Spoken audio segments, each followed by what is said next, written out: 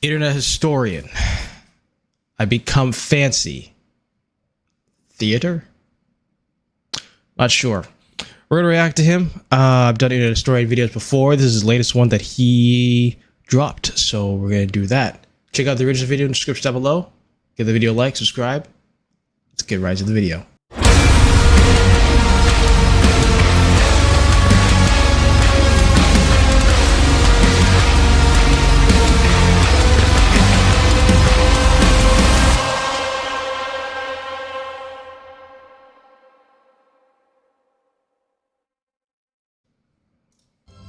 Brought to you by NordVPN.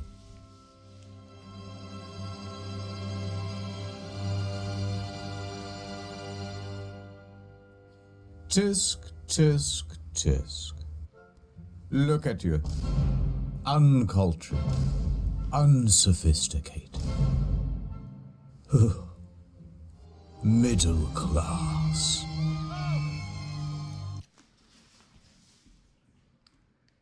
What you trying to say, my dude? You got a problem with the middle class, sir? We gotta work our asses off every week, huh? Trying to make ends meet?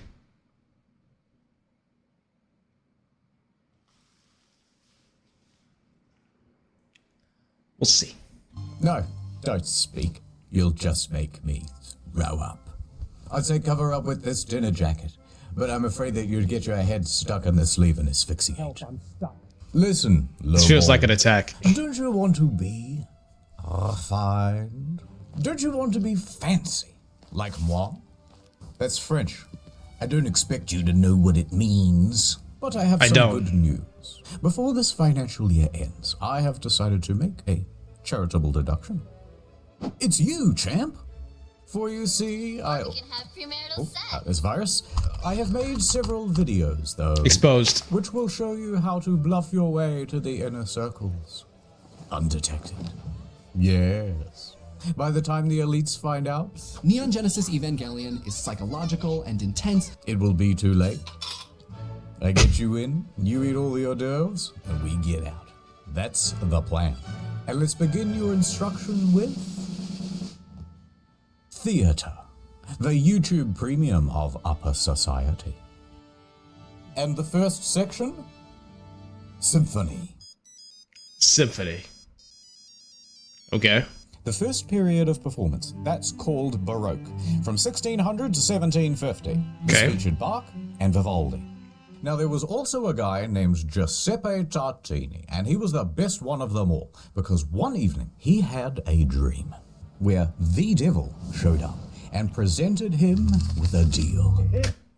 Don't take deals from the devil. Yo, don't do that. It's not a good look.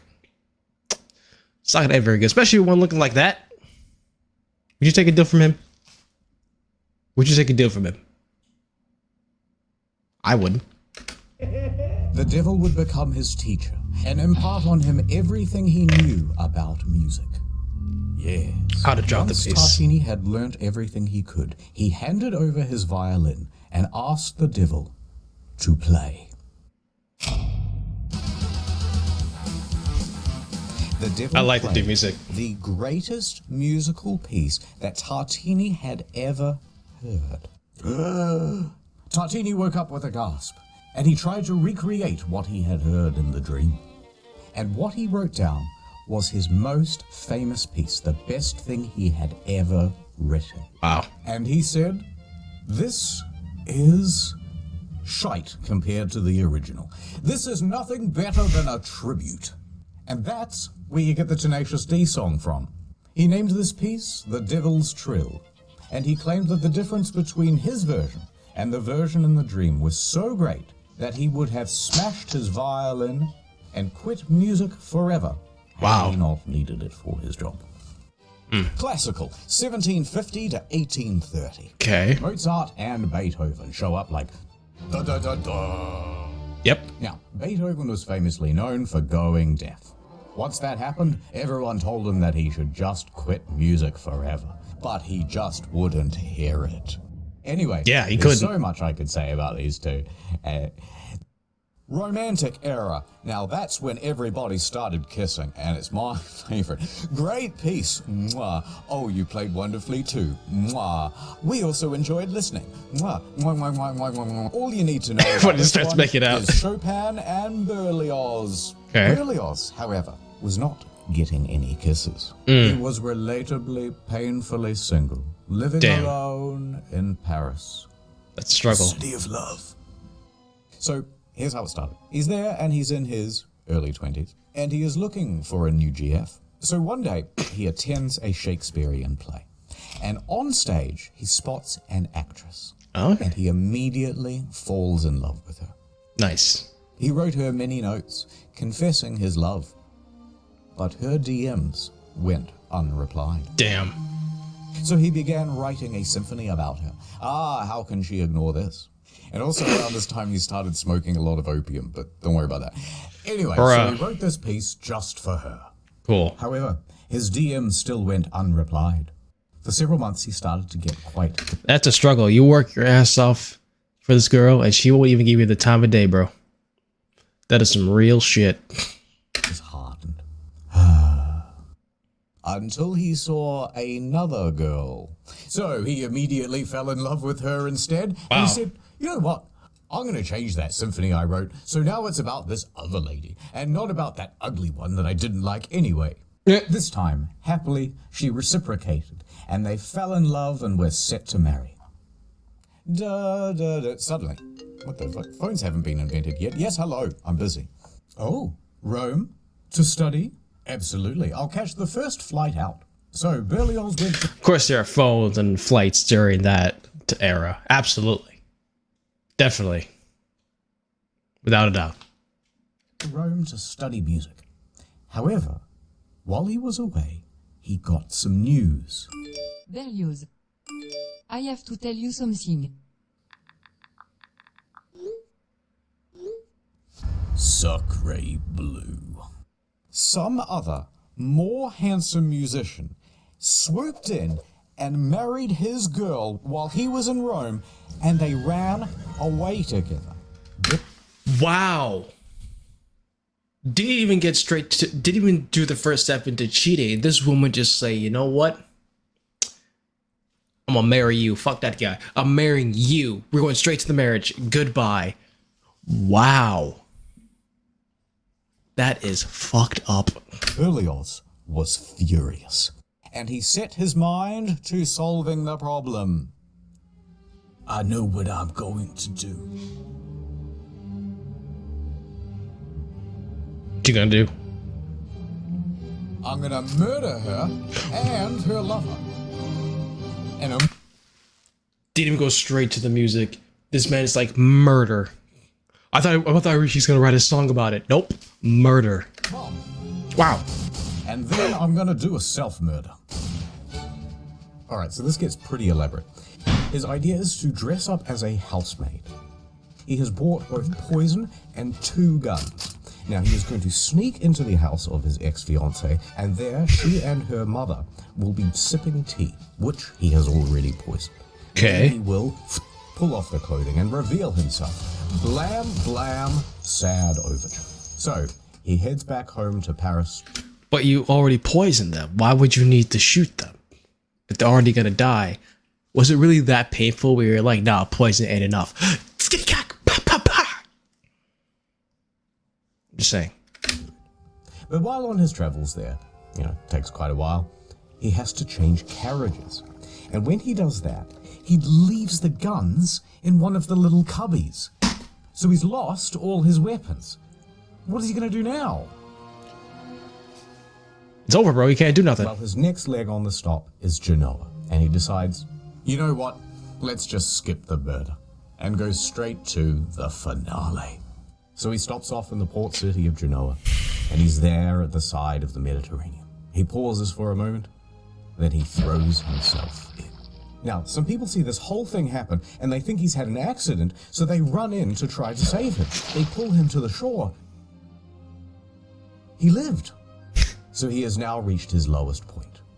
He dejectedly continues home. He gets back to Paris, and he wallows around, feeling pretty sorry for himself. But he decides, You know what? I may as well do what I do best in times of trouble. Smoke a lot of opium. And while I do that, I shall write a symphony. Okay, there we go. I'm like, where's the music? That hoe who stole my heart. And so he went back to work. But here's the thing. It was the greatest piece he had ever written. And it premiered to a huge crowd. And you know what? It was a smash hit. #1 on iTunes. But then, and here's a bloody... Of course, they had iTunes back then. Remember the first girl? Yeah. Well, she attended that concert, and she realized that Berlioz was a genius. And then she wrote a letter to your boy saying how good your bloody symphony was, and sorry about not replying, I just put my phone down and got super busy or whatever. By the way, I love you. Don't do it. That's a trap. Do not do it. Be the best man you can be. You struggle through your entire life trying to win these women, and they wouldn't give you the time of day. This is your biggest opportunity in your life right now to literally be the best person for yourself. Do not do it. Just say, nah, I'm focused on myself. Sorry. Nah, man. Too much disappointment. Gonna work on myself. Do it, man. Do it. And so Berlioz goes, well, I love you too. And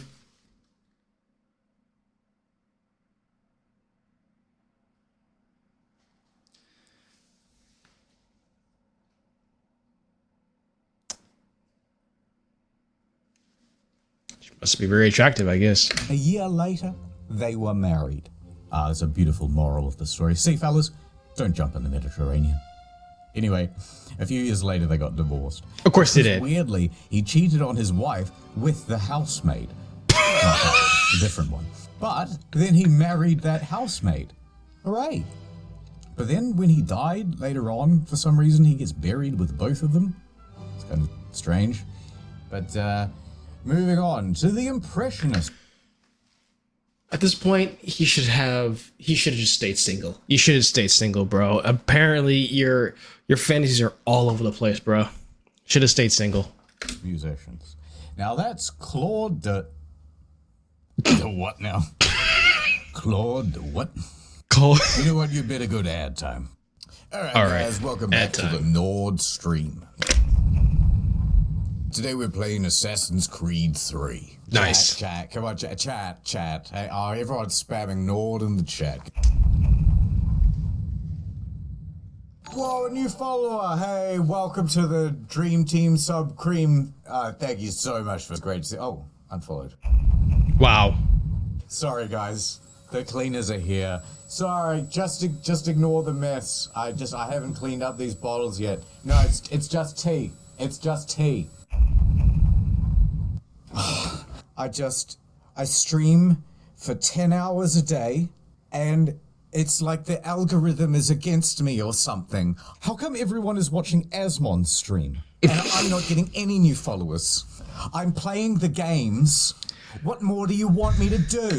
Why are you attacking us like this, bro? What are you doing? Why, bro? I get it, okay?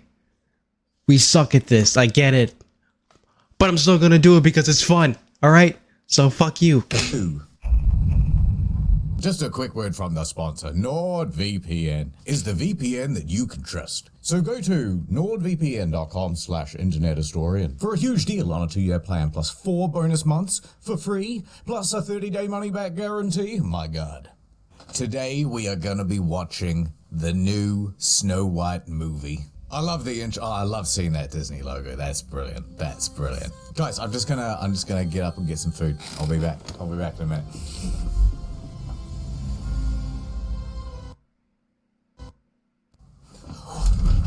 What the fuck? Who reported my stream? Bruh. Hello, my Nordlings. Welcome back to the stream. Can we get some ends in the chat, guys? No, not like that. Wow. Bruh. Welcome back to the ASMR stream for NordVPN. Today I'm gonna be drinking. This man ain't shit. I'll tell you that. This man ain't shit. Nord. Nord. Hey, thank you for the tier 3 sub. With NordVPN, I can be outside my house, Jack's Film's house, Samito's house, Ordinary Things' house. Just like that. Welcome back to the hot tub stream. Are you fucking serious? How many hot dogs did I put in my mouth? What? I'll just... Oh my god, $5,000 donation. Thank you so much. You guys are such good friends. Streaming's not for me. I'd rather go to nordvpn.com/internethistorian to get a huge deal on a 2-year plan, plus 4 months for free. And over. Bruh, that was like targeting every single streamer ever in literally a span of what, 2 minutes or something like that? That's crazy. Still gonna do it though. Watching Netflix, are you? Yes. All tucked in with a 3-hour essay on Good Game Good, and here's why. Fallout New Vegas is actually the only based Bethesda game. Turn that off. I've got something for you much less enjoyable and far more expensive. We're going to the theater. Back to the theater again. Theater, from the ancient Greek, theatron, the most Theatron. dramatic of the Transformers. It Bruh. means a place for viewing. Okay. As a Roman theater, they were quite simple back then. You have the stage, the auditorium, and the vomitorium. Now, for a very long time, people thought that the vomitorium was a place where the Romans would gorge themselves, where they would eat so much that they would throw up and then gorge themselves again because they were so decadent and or bulimic. But it comes from the word vomir, which means to spew forth. Because sounds the that's same. where people go in and out. So vomitorium is just a dramatic way of saying the entrance. Okay. Now, to skip forward to the 1800s, things are getting a lot more modernized. But they still didn't have electric. So they had what's called the limelight. And that's why they say, to be in the limelight, to be the star of the show. What they would do was take a piece of quicklime and heat it up super hot, which will naturally glow very bright. They would then take reflective mirrors and lenses to focus the beam, and they would use that as an early form of the spotlight. Okay. The Sounds pretty limelight valid. is not because it's green, but because it's made from quicklime. In the modern day, things are a lot more advanced, and they can do all sorts of cool shit with like lasers going into your eyeballs and all sorts of stuff. You killed that man. You It's killed not just him. the tech that's had an upgrade, it's the architecture as well. In Elizabethan times, they had the yard, and you could get in here for about a penny apiece. And this is where all the poor people stood to watch the shows. It's Okay. like when you go to Oppenheimer and you end up with the worst seats in the IMAX theater, right? But I swear to God, when we went to see that movie, we were in the first 2 rows because it was so fucking packed, bro. It still was like I was able to watch it fine because they had the reclined seats so you can kind of lean back and stuff like that. But still, I feel that pain, bro. It's not fun. thankfully, in modern times, we have fixed that problem. We kicked out all the poor people and we sunk the floor down low and put in an orchestra pit.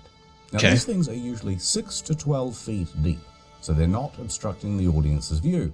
But having a giant hole at the end of a stage is quite dangerous. So usually they put a big net there as well. And yet, a lot of people still get hit. Oh my Like a God. lot of people.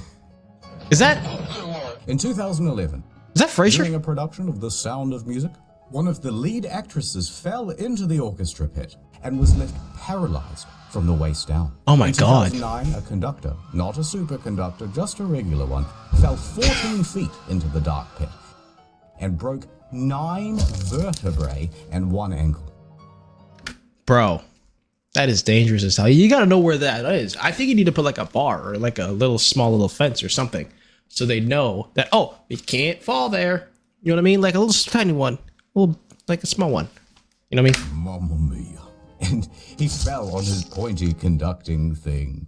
At the Bolshoi Theatre, a violinist died from his injuries after Oh falling. no, bro. This theatre is prone to all sorts of accidents, by the way. It's kind of cursed. But performers and musicians aren't the only ones falling into the pit. In 1988, an 82-year-old man fell from his balcony box seating What? all the way down into the pit during a performance. How did he fall? Died. Oh Very Lord. spooky.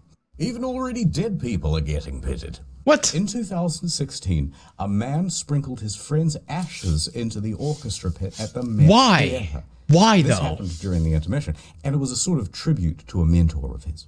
But of Okay, course but people still. went, what the hell are you doing? Yeah. And he goes, oh, I don't know. And he flees the scene.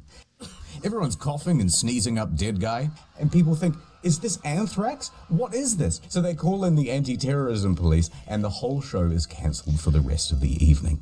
What the hell? Who died? Died again. Wait, let's see. The man is responsible for washing machine who was C0% mutation sprinkling white powder. So the ashes was friend. He was not charged. And he wrote up a letter. Okay. Still, why? So why though? A quick intermission. Okay. Or is it? Ooh, Okay, moving on. me. I am the Trap Master. The Trap Master. Not like that. Do not ask me to reveal my secrets, woman.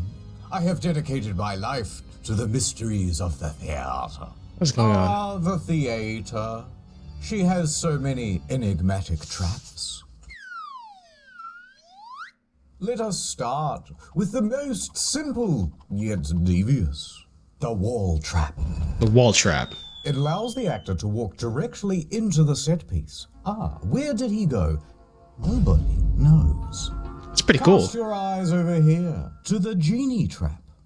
Now the victim stands on this dumbwaiter, and a counterweight launches their hapless body Oh yeah, I know this. onto the stage. We see that with concerts. Yeah. In the olden days, this circle of flaps would sometimes go on top, and then that would make the whole thing just one way. Now, back when they made this thing, they didn't have hydraulics. So instead, they'd have like 6 stagehands pulling as fast as they could. And sometimes it would go totally wonky, or it wouldn't open properly, or they'd only get about halfway through. Oh no. Well, I guess that's it. There's only 2. Wrong. This is the vampire trap. Okay. And if I want to come back up again, this is called the sunroof trap. Very cool. Watch out for the closing doors on this one. It managed to trap Spider-Man's foot back into production. Oh no! Spider-Man, no. All right, there's one more. The ghost glide. What you do is stand on this slidey bit, and it ascends diagonally, which makes it look like he's coming out of the ground. But the ladies, they're yawning, they're going, ooh, short ghost. But then, 5 foot, 5'1", 5'2". All the ladies are turning their heads now. 5'3", 5'4", 5'5". All the ladies are loving it. Now, I bet you're wondering, what happens to the actors when they go down these traps? Are they dead and gone forever? Yes, sometimes. In Wow. 1888, Wow, okay. Frederick Federici was playing the role of Mephistopheles in Faust at the Princess Theatre in Melbourne. As he Okay. descended the trap at the end of the play, goodbye, everybody, goodbye. He had a heart attack What? and died. What? Never seen again. So as you can imagine, with this many deaths, the theatre has become a highly haunted place. Oh yes. In fact, sometimes you can put your ear right up to the wall and you can hear 2 male ghosts wrestling. Can't fake that. Are you sure about that? Ah, another ghost hole. Oh, stop. Don't look inside. I did once. Almost went blind. That's why I wear the mask. Anyway, because of all What? the ghosts, the theatres do whatever they can to keep the spirits happy. See this? It's called a ghost light. When everything is closed, it is kept on always. Kept on for the ghosts. Okay. So that they don't, bump their shins in the dark or whatever. At the Palace Theatre in London, there has been some ghostly activity. It seems to be a bit of a hotspot for ghostly activities. And that's why they always keep 2 empty seats at the back so that the ghosts may sit there and watch the show. So that's why we traditionally kept a couple of seats off sale for the ghosts. However, Harry Potter is so popular that we sell those seats now. Oh. Also, most theatres close for 1 day per week. And on those days, the ghosts are left to perform for each other in their own shows. Interesting. Which they like, we think. How will we worried know? about my own vagina. What? Oh, finally, the vagina monologues. culture of other What? You know, I wasn't always part of the elite. In fact, from a very young age, I grew up in an orphanage. No, my parents weren't dead. Rent in that building was just really cheap. Wow. But my parents showed me no affection. And as soon as they could, they sent me off to boarding school. But boards were always their passion, not mine. I tried to run away, but they caught me. And boy, did they throw the book at me. Alas, I did not dodge in time. Damn. I spent the next few years in a coma. A Native American town, Pueblo, a coma. And the people there taught me how to read American. They also had a local library, and I spent my days buried in books, learning as much as I could about the arts. Ninja. And once someone noticed me buried under those books and they rescued me, I knew I wanted to teach default character presets like yourselves. Wow. All about Shakespeare. Okay. This is note. I started Googling Shakespeare and I got kind of distracted, so I don't know. Here's a WAV file. You can do something with this. Put him in like a classroom or something. Alright, attention, everybody. I am your new teacher. You are a bunch of troubled inner city youths. All you know is shoot gun, fail test, and crime. But I'm here to teach you that actually, books and reading and stuff are actually pretty epic after all. Now, the earliest known written language is what, Mr. Single Parent Household? I don't know, teach, but you're never gonna get through to me. Oh, really? Well, what if I go back in time? Back in time. In the long, long ago, very few could read. But to be fair, most of the written languages were kinda shit. This is cuneiform, the very first written language, and it has far too much punctuation. I can tell. Eventually came along the Egyptians, and they invented emojis, but they would call them hieroglyphs. Anyway, the typical written thing would go like this. Message for you, sir. Big bird, man with stick, man sitting, circle. Oh, more bills. What? Eventually that became quite annoying, so the Phoenicians, who were a kind of Lebanese, very progressive, especially for those days. Now, they came up with a better idea. They started going, hey, that sounds a bit like an A. Buh, that sounds a bit like a B. Cool. And so on, until we had a proto-form of the alphabet. Okay. Now, the Greeks thought that was pretty neato, but they said, let's come up with an even better version with 22 letters, and soon that will be like English. No one's interested. Oh, that's true. Greeks more like geeks. Got 'em. Oh, yeah? Well, let me tell you about something highly relatable. Of the surviving Greek works, the greatest hits were the Iliad and the Odyssey. Now, because most people couldn't read, this stuff wasn't written down for a very long time, and instead it was memorized and performed. And when they performed it, they used one of these, a lyre. Now, this was great for conveying tone, right? So here's a soft bit, doo-doo-doo, but then this is a big dramatic bit. Dun-dun-dun-dun-dun-dun-dun. Now, the Iliad starts with this guy, Menelaus, king of Sparta, and he has a wife, Helen, and she is a very fine lady. And then the Prince of Troy shows up. His name is Paris, and he goes, damn, shorty, awooga. What? Hey, that's what he'd say, right? And he and his boys abduct her and took her all the way back to his crib in Troy. Now this makes Menelaus quite miffed. Hey, hold on there, Buster. He declares a turf war, but he can't win it alone. So he calls on his homies, Odysseus, king of Ithaca, and Achilles, the best drive-by shooter of all time. Are you kidding? But Achilles is not in the mood to fight, so the whole of the Iliad is basically spent trying to convince this guy to get involved. Please? No. Please? No. Eventually, they win the turf war by being very sneaky. They make a giant horse, which is the symbol of Troy, and they leave it at the front gate. That's their way of saying, oh, I guess you win. We're walking away now. And meanwhile, thousands of soldiers go off and hide in some bushes. Now, the Trojans are very suspicious, but they can see that the Greek ships are actually sailing away into the horizon. So they know, oh, it must be real, must be real. We've won the many years war. But actually, there's almost no one on those ships, and there's a surprise inside the horse. Oh yeah, Later that night, I remember. when everyone's asleep, boiling hot tzatziki everywhere. And also some soldiers wearing thermal protection. They get out and they open the gates, and then everyone comes out of the bushes, running into the city and kill everybody. Damn. After they win the war, Odysseus heads back home to Ithaca. However, on his way, he starts making beef with Poseidon, god of the sea. And Poseidon is mad at the disrespect, so he sends Odysseus on a long-ass detour, and that detour is the story of the Odyssey. Pretty epic, right, kids? They're not amused. Whoa, Teach, that's fire. I'm starting to come around. That Odysseus guy is literally me. Yeah, I'm gonna try that horse trick on my ops. Homer Wow. from Homer's Odyssey is not a character in the story. He's the guy who tells the story, and then people wrote it down. Now, moving chronologically to the next big one, you've got the Bible. And for all practical purposes, this was basically an oral tradition too.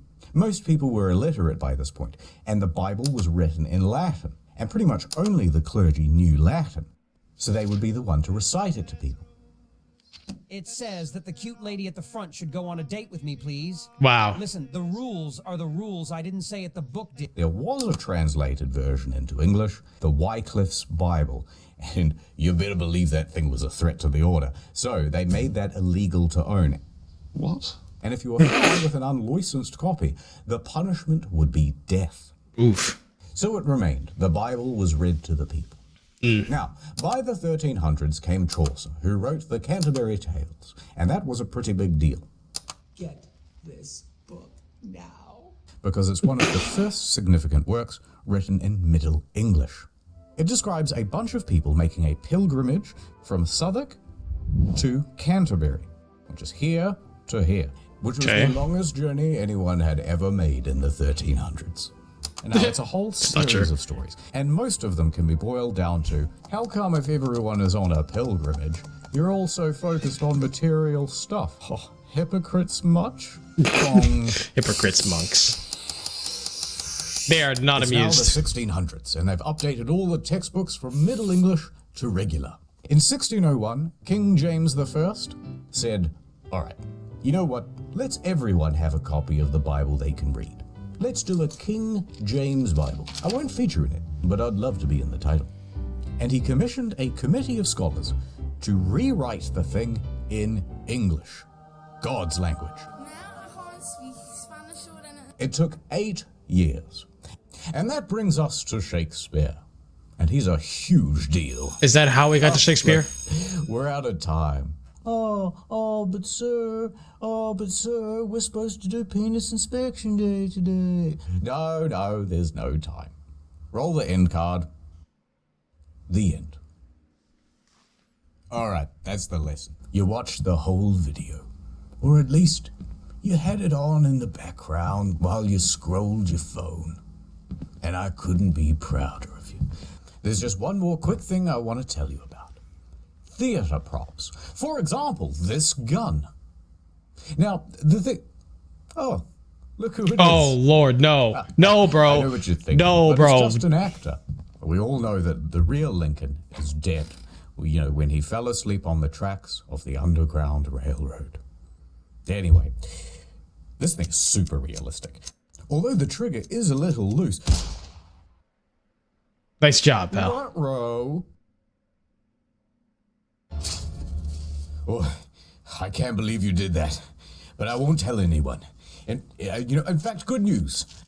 I'm gonna make you my little protege, and I will be your protojo. And I got so many more lessons to teach. Still here, huh? Yes, just a little cleaning. More good news. Next video is almost done. It'll be on incognito mode, and it's about the art. And the next main channel video is also nearly done. That'll be out shortly after. If you're looking for more content in the meanwhile, we have another channel called Story Mode. The Metal Gear Solid and Forspoken videos are especially good. Don't forget NordVPN. Thank you for watching. More soon. There we go. I guess I learned how to become fancy. He didn't even get to Shakespeare at the end. That was the whole thing about Shakespeare, but he ended up talking about the whole language until we got there. Well, anyway, like, comment, subscribe, join the Empire. Peace.